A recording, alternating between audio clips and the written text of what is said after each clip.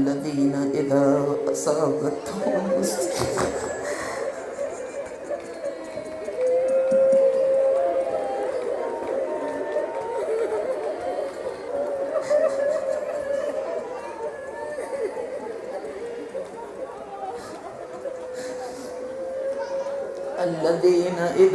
أصابتهم مصيبة قالوا إنا لله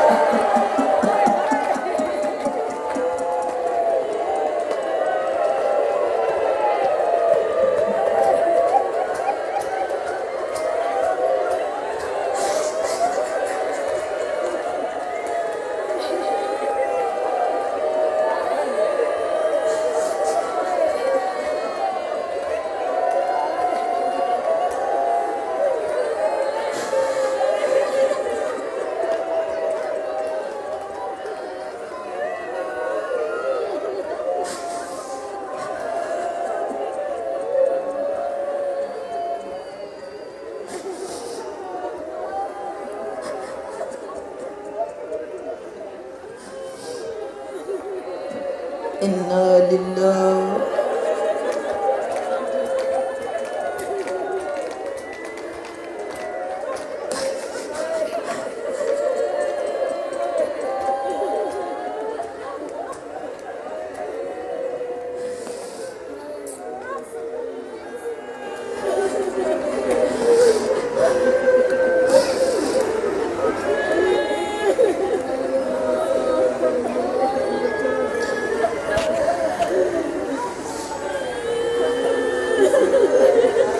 لخت دل فاطمہ زہرا کا وہ مظلوم حسین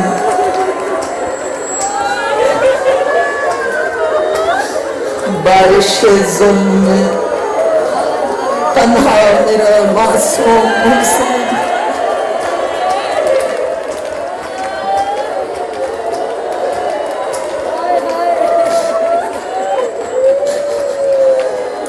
پیاس میں قطرے دریا سے بھی محروم حسین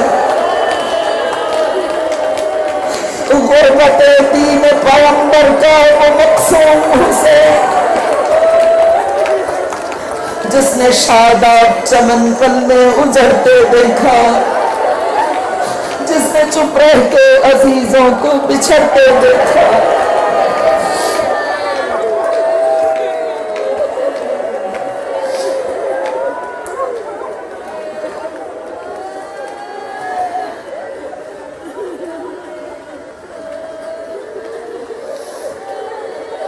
حسین 6 مہینے کے صغیر کا لاشا دفن کر کے خیمہ گاہ میں تشریف لائے آقا نے وداع آخر کیا کہا یا زینب و یا ام کلثوم یا رقیہ یا رباب یا سکینہ علیکن من السلام سلام آخر کیا زینب کبریٰ آگے بڑھی بھیا حسین کہاں کی تیاری ہے کہا زینب میرا وعدہ وفا کرنے کا وقت قریب آ گیا ہے مجھے ایک پھٹا پرانا لباس لا دو آقا نے ایک پھٹا پرانا لباس سے بطن کیا اور ایک جملہ ارشاد فرمایا سیدانیوں سب ایک قطار میں کھڑی ہو جاؤ حسین میں ایک ایک کو جھک کرنے کی سلام کرنے کی طاقت نہیں ہے اتنے زخم ہیں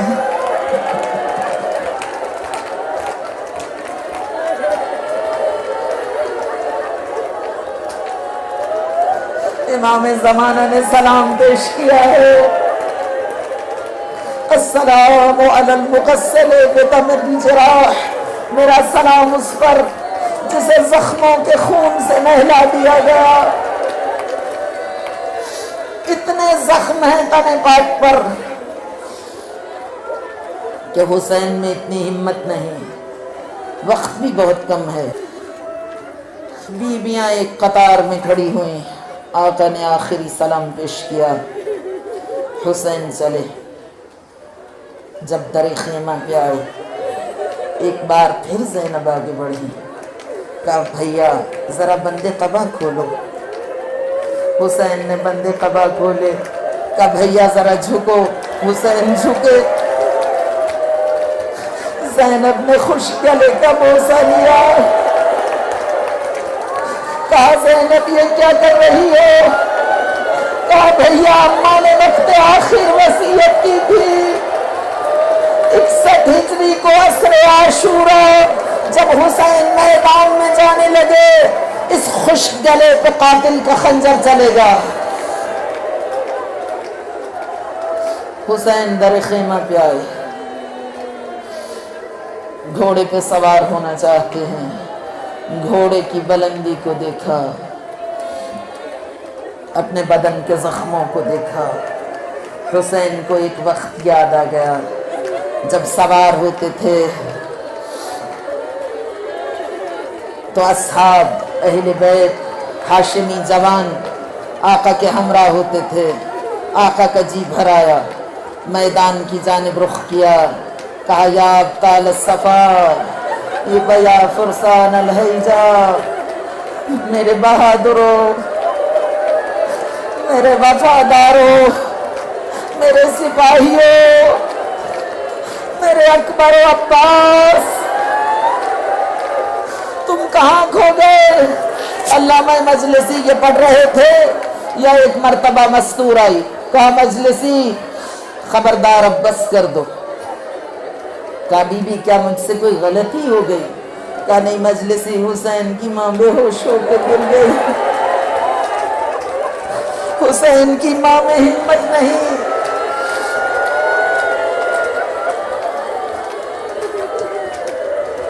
گھوڑے پہ سوار ہوئے۔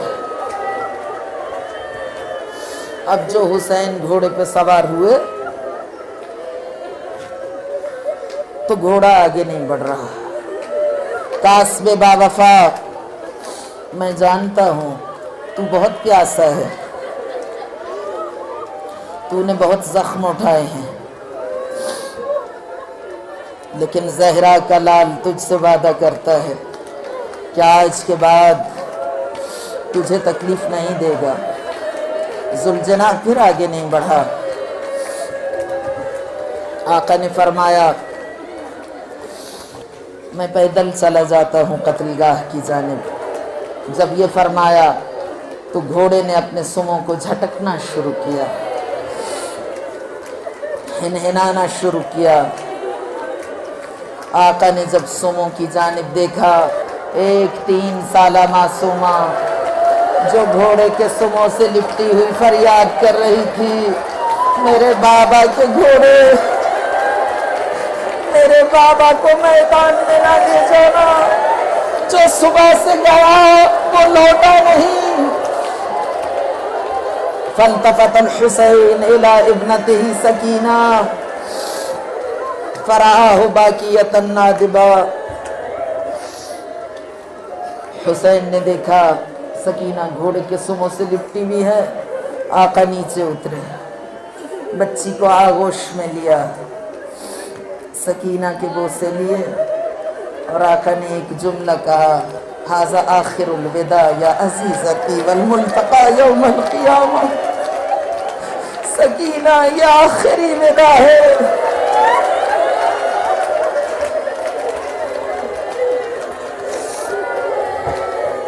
معصومہ نے سوال کیا بابا آخری وداع کیا ہوتا ہے؟ کہا سکینہ میں نے خدا سے دعا کی تھی، بار الہا مجھے ایک ایسی بچی عطا کر جو نہ میرے بغیر رہ سکے، نہ میں اس کے بغیر رہ سکوں، نہ وہ میرے بغیر سو سکے، نہ میں اس کے بغیر سو سکوں، اور جب تو مجھے اپنی جانب بلائے تو میں اس بچی کو روتا تڑپتا ہوا چھوڑ کے تیری بارگاہ کی جانب آ جاؤں۔ سکینہ میرا وعدہ وفا کرنے کا وقت قریب آ گیا ہے۔ دیکھو بیٹا، رخساروں پہ تماچے لگے ہیں تو فریاد نہ کرنا، آرام سے خاک پہ سو جایا کرنا۔ میری شہزادی کھپیوں کے ہاتھ پس گردن بندھے ہوئے ہوں گے، بھائی حالت غش میں ہوگا، ضد نہ کرنا، آرام سے خاک پہ سو جایا کرنا جیسے یتیم سوتے ہیں۔ کہا کعبہ یتیم کیسے سوتے ہیں؟ کہا بیٹی یتیموں کے رخساروں پر تماچے لگتے ہیں، یتیموں کی زلفوں میں خاک ملی ہوئی ہوتی ہے، یتیموں کی کلائی میں رسی بنتی ہے۔ سکینہ مجھے سو کے دکھاؤ۔ سکینہ خاک پہ لیٹ گئی، حسین نے دست دعا بلند کیے، بار الہ میری معصومہ کو نیند آ جائے اور میری بیٹی مجھے جاتا ہوا دیکھے نہیں۔ خدا نے حسین کی دعا کو قبول کیا، سکینہ کو نیند آ گئی، آقا میدان میں آئے۔ حسین پکارتے رہے، آؤ اس سے لڑو جو 2 محرم کا بھوکا پیاسا ہے،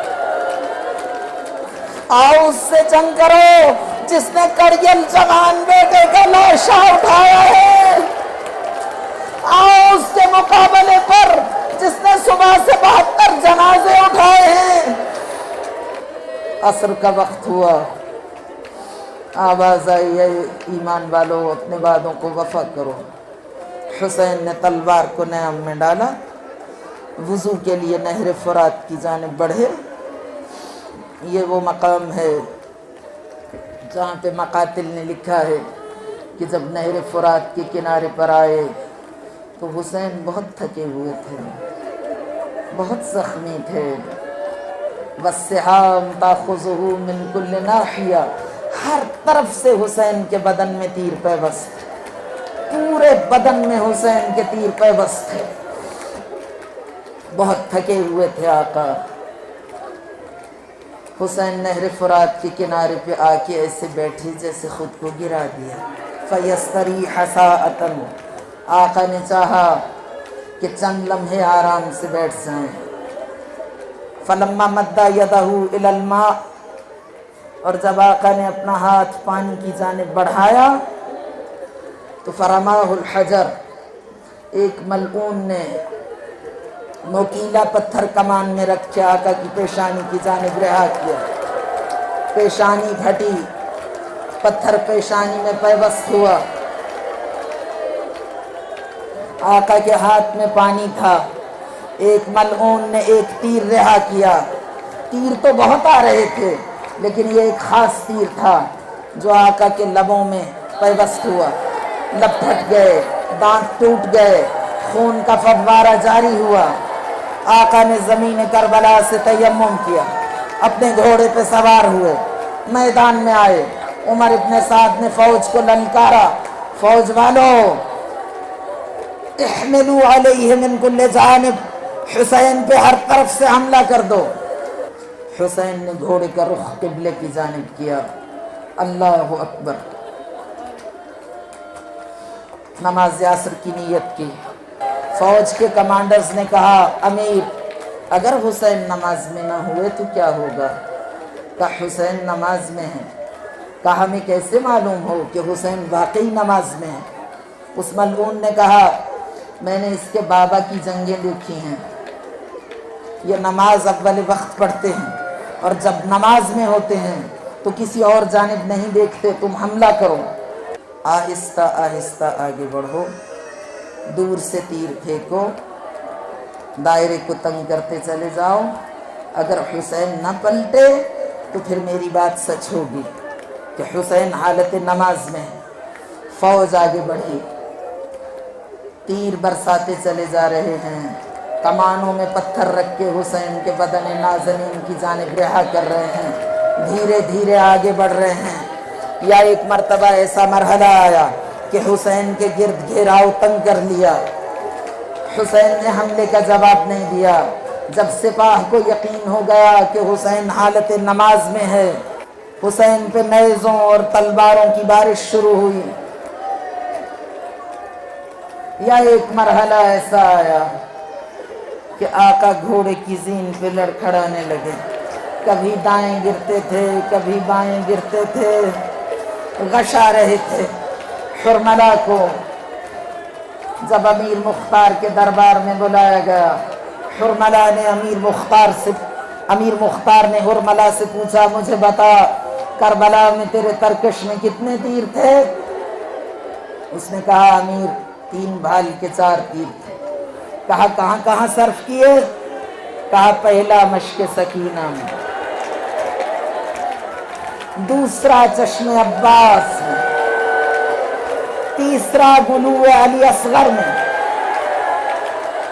اور وہ خاموش ہو گیا۔ امیر مختار نے کہا بدبخت بتا چوتھا تیر کہاں؟ کہا امیر نہیں بتاؤں گا۔ کہا تجھے بتانا ہوگا۔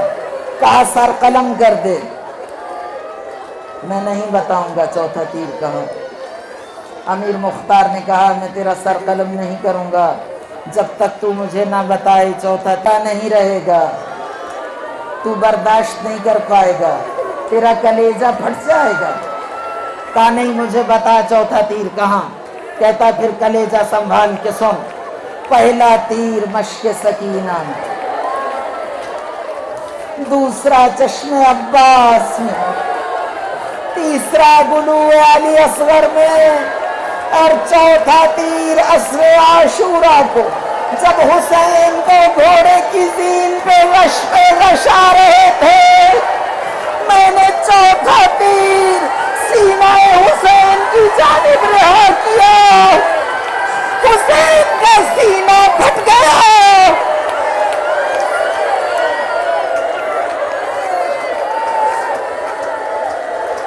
تیر سینے کو پھاڑتا ہوا کمر کی جانب دوسری جانب نکل گیا، پشت کی جانب سے نکلا۔ اب حسین پشت فرس پر خود کو برقرار نہیں رکھ سکے۔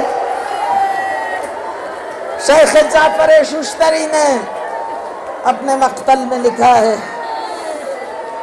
کہ جب ذوالجناح نے دیکھا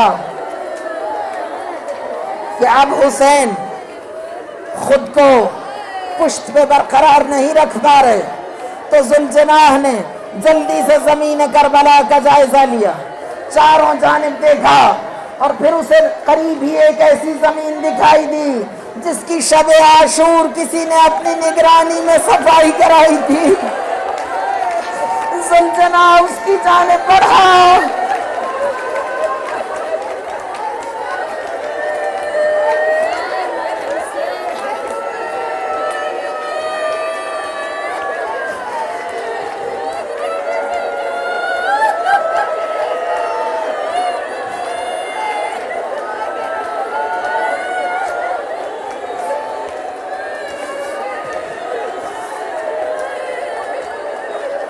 ذوالجناح نے جا کے خود کو اس زمین پہ لٹا دیا، پھر آہستہ سے کروٹ لی، حسین کو اس ٹیلے پہ لٹا دیا۔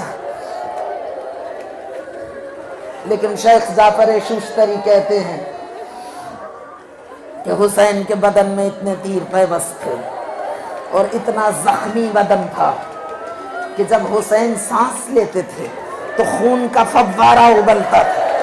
حسین کی ہر سانس کے ساتھ پورا بدن شدت سے لرزتا تھا اور خون کا فوارہ پھوٹتا تھا۔ جیسے ہی ذوالجناح نے حسین کو نرمی سے ٹیلے پہ لٹایا، جو پہلی سانس آقا کو آئی، بدن لرزا، خون کا فوارہ پھوٹا، حسین کا بدن لرزنے کی وجہ سے لڑکتا لڑکتا گودال قتل گاہ میں جا گرا۔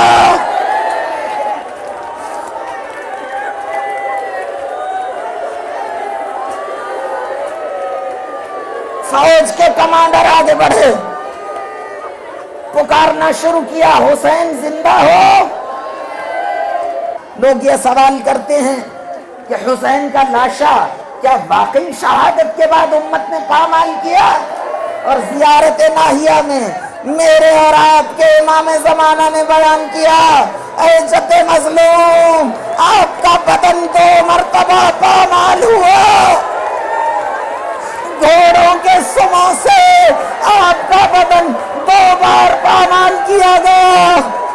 एक दफा जब आप शहीद हो चुके तो आपका बदन पामाल हुआ, लेकिन उससे पहले जब आप जिंदा थे, इमाम ज़माना फरमाते तता उकल खुयूलो बिहवाफिरहा, जद बुजुर्गवार आपके जिंदा बदन पर घोड़े दौड़ रहे थे, आपका जख्मी बदन गोदाल कत्लगाह में पड़ा था।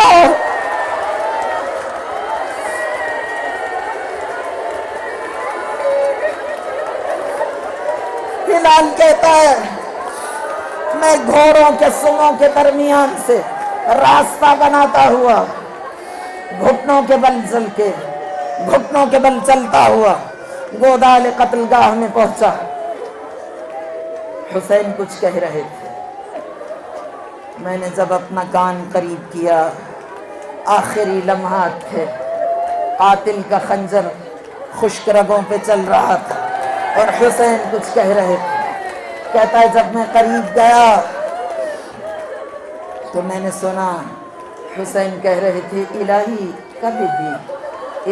कब दी, खुदाया मेरा जिगर खत्म हो गया प्यास। शेख जाफर शुश्तरी कहते हैं 2 शहीद करबला के ऐसे हैं, अगर उन्हें पानी दे भी दिया जाता रोज़े आशूरा तो वो जिंदा नहीं बच सकते थे। एक 6 महीने का रज़ी सगीर अली असगर और एक मीर कारवान करबला हुसैन, इतनी प्यास काटी है इन 2 शहीदों ने। शेख जाफर फरमाते हैं हुसैन के 4 आज़ा करबला में ख़त्म हो चुके थे।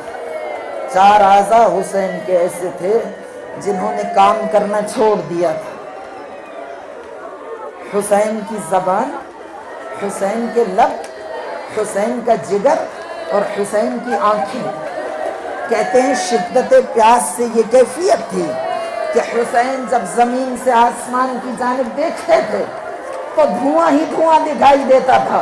इसीलिए जब कड़ियल जवान घोड़े से गिरा तो साहल हुसैन 7 मर्रात, हुसैन 7 बार पुकारे अली अकबर मुझे रास्ता दिखाई नहीं दे रहा। शिद्दत प्यास से ये कैफियत थी और हुसैन के लब इतने खुश्क हो चुके थे कि आपस में चिपक गए थे। हुसैन जब बात करना चाहते थे तो बड़ी मुश्किल से, शिद्दत से अपनी उंगलियों से एक लब को दूसरे से जुदा करते थे। और हुसैन की जबान इतनी खुश्क हो चुकी थी, इतनी खुश्क हो चुकी थी, शिद्दत प्यास से करते थे तो खून की धारें बहती थी। इसीलिए जब विदाई आखिर के लिए खेमे में आए तो आका ने ज़्यादा बात नहीं की। जब भी कोई लफ्ज़ बोला ज़बान से खून की धारें बहने लगी। शरीकतुल हुसैन ने आगे बढ़ के अपनी रिदा के दामन से हुसैन की ज़बान को साफ किया।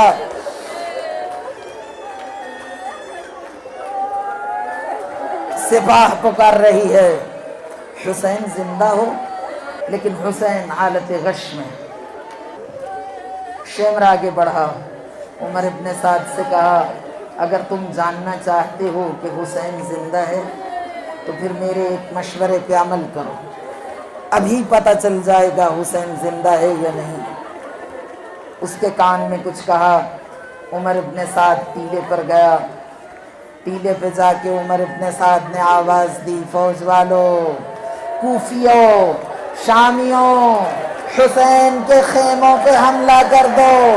ज़ैनब उम्मे कुलसूम की चादरें लूट लो, हरम के पर्दे लूट लो, खेमों को जला दो।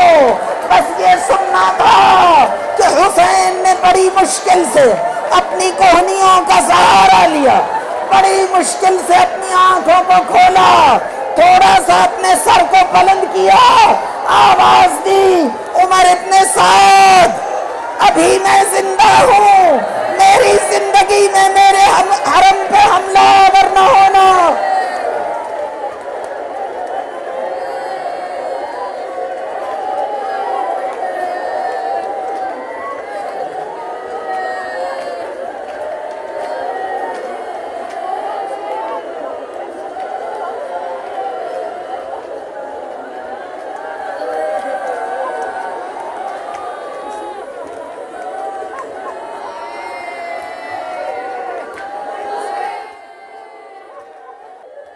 عمر ابن سعد نے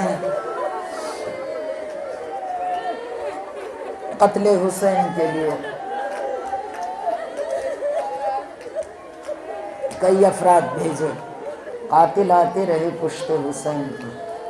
ایک قاتل آیا آ کے حسین کی پشت پر سوار ہو. جیسے ہی اس نے گلا کاٹنا چاہا سید و سردار نے ایک بار پلٹ کے دیکھا. جب دیکھا تو وہ روتا ہوا دوڑا. عمر ابن سعد نے کیا کہا, کیا ہوا؟ روتے روتے کہتا ہے خدا کی قسم یہ حسین کی آنکھیں نہیں, یہ محمد عربی کی آنکھیں ہیں.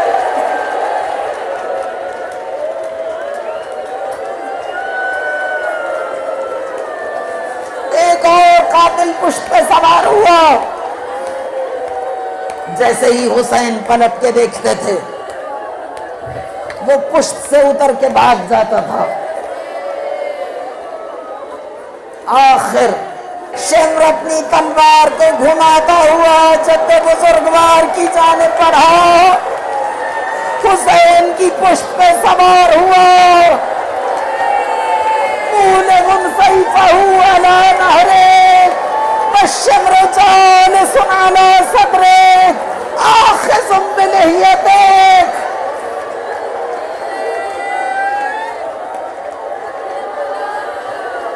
امام فرماتے ہیں شمر جالس علی صدرہ, اے جد بزرگوار شمر آپ کے سینے پہ سوار ہوا.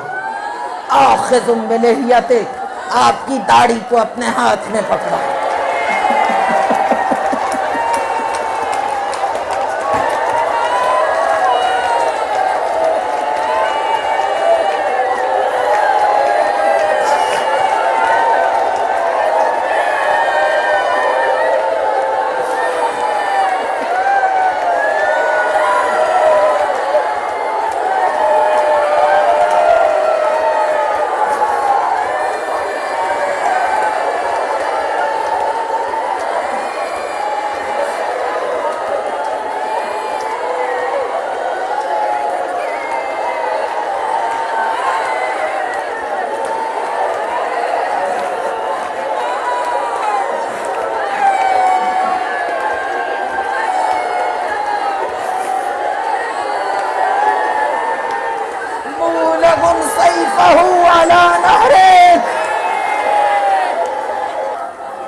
زلزلہ آقا کا حصار بنائے ہوئے, کسی کو قریب آنے نہیں دے رہا.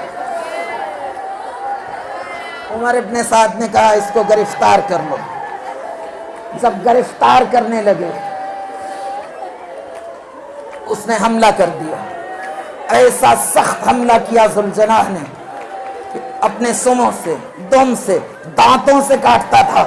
40 افراد اس نے مار دیے فوج شام کے.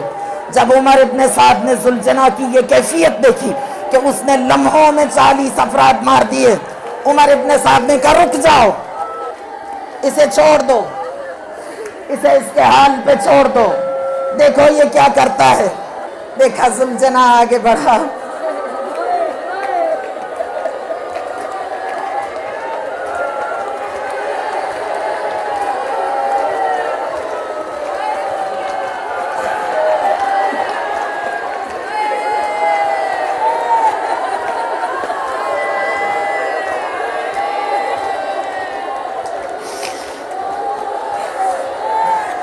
ذوالجناح نے آگے بڑھ کے حسین کے بدن کے بوسے لینا شروع کیے.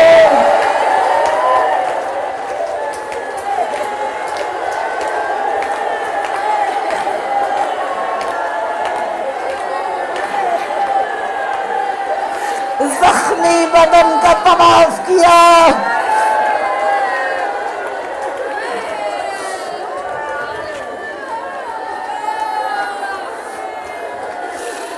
ذوالجناح روتا بھی جا رہا ہے, روتا بھی چلا جا رہا ہے, اور حسین کے زخمی بدن کے بوسے بھی لے رہا. اور پھر ذوالجناح نے ایک عجیب کام کیا, اپنے بدن کو حسین کے بدن کے خون سے رنگین کیا, اپنی پیشانی کو خون حسین سے رنگین کیا. پھر ذوالجناح لوٹا ابھی شہادت نہیں ہوئی. ذوالجناح 2 بار خیام حسینی کی جانب آیا، ایک بار شہادت کی خبر لے کے اور ایک بار شہادت سے پہلے. ذوالجناح لوٹا، خیام کی جانب آیا. اب بیویوں کو ابھی تک معلوم نہیں کہ میدان میں کیا حالات ہیں.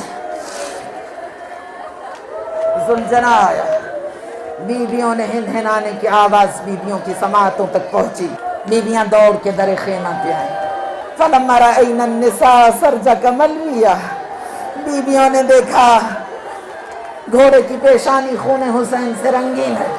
عجیب منظر دیکھا. بطول زادیوں نے دیکھا ذوالجناح اپنے سموں کو جھٹک رہا ہے، ایک قدم آگے بڑھاتا ہے، ایک قدم پیچھے ہٹاتا ہے، مڑ مڑ کے مقتل کی جانب دیکھتا ہے، اپنے سر کو خاک سے ٹکراتا ہے اور ہنہنا کے رو رہا ہے، گویا اپنی زبان بے زبانی میں کہہ رہا ہے زینب آؤ، ام کلثوم آؤ، حسین کو بچاؤ. حسین کے گلے پہ شمر کا خنجر چل رہا ہے، حسین کی پشت پہ قاتل سوار ہے. جب یہ کیفیت دیکھی دست دعا بلند کیے. زینب و ام کلثوم نے دست دعا بلند کیے. بار الہا ایک مرتبہ مقتل کربلا دکھلا دے، ایک مرتبہ معلوم ہو جائے فرزند زہرا کس حال میں ہے. امام زمانہ نے بیان کیا خدا نے سرزمین کربلا کو بلند کیا. جب سرزمین کربلا کو بلند کیا بیویوں نے سامنے کیا منظر دیکھا. والشمر جالس على صدرك مولم سيفه على نهرك آخذ بلحيتك. چوتھے امام نے فرمایا السلام علی المذبوح من القفار، میرا سلام اس پہ جسے پس گردن ذبح کیا گیا. امام زمانہ نے فرمایا والشمر جالس علی صدرک، شمر سینہ مطہر پر سوار تھا. چوتھے امام نے فرمایا شمر پشت پہ سوار تھا، حسین کے سر کی زلفیں ہاتھ میں تھی. بیویوں نے جب منظر دیکھا قاتل پشت پہ سوار ہے، زلفیں ظالم کے ہاتھ میں ہیں، خنجر کی دھار چل رہی ہے. امام زمانہ فرماتے ہیں قاتل سینہ مطہر پہ سوار ہے، داڑھی کو ہاتھ میں پکڑے ہوئے. تو معلوم کیا کہ قاتل پشت پہ تھا یا سینے پہ تھا، تو پتہ چلا کہ شمر ملعون حسین کے سینے پہ سوار تھا، داڑھی کو ہاتھ میں پکڑے ہوئے رخساروں پہ تماچے مار رہا تھا.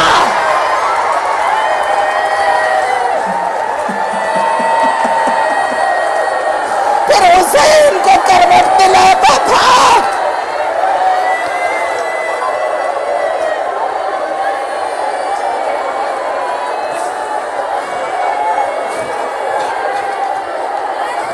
پھر حسین کے سینے پہ بیٹھتا تھا، پھر کروٹ دلاتا تھا، حسین کی پشت پہ بیٹھتا تھا، زلفوں کو پکڑتا تھا، کھینچتا تھا، پیشانی مبارک کو خاک پہ جھٹکتا تھا، رخساروں کو خاک پہ رگڑتا تھا.